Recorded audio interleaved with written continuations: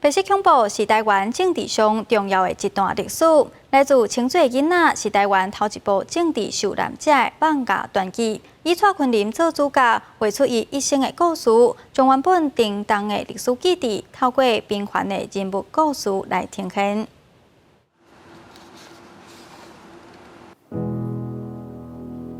来自清水的囡仔，讲的是白色恐怖受难者蔡坤林一生的故事，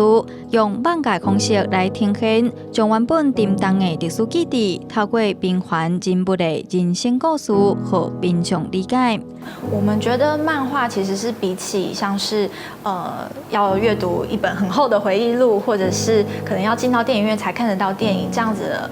媒介，其实它是更为大众的，而且它是更跨不同的年龄层，就是无论你是 小朋友或者是大人，其实漫画都是一个更容易亲近的媒介。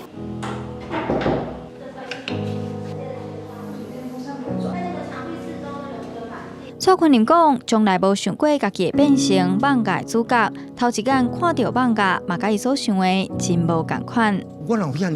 尼缘投无咧？我是咧唔食囡仔吼，是干那较爱美淡出来读书咯，啥物啦吼。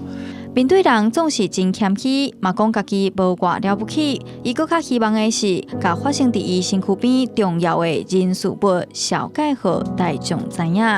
我一定爱互咱新生代的少年人爱知影，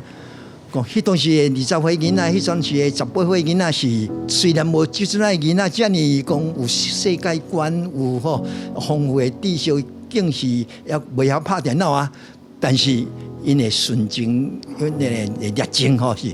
袂输即摆囡仔。这部放假传记除了是蔡坤林的生活故事，嘛是台湾近代历史的写照。其实伊是一个真痛苦的一个过程，甲真痛苦的过去。毋过伊想要甲咱分享，吼，甲咱讲即寡代志，所以伊会一摆搁一摆，会甲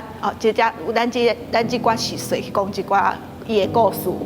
负责放假的两位作者尤佩文甲周建信对人物故事甲历史资料拢真讲究，尤其册中出现的人物，嘛照实际情形呈现到语言的对话，希望互读者会当自然读台湾历史。记者杨淑晴、林宏明、张玉水采访报道。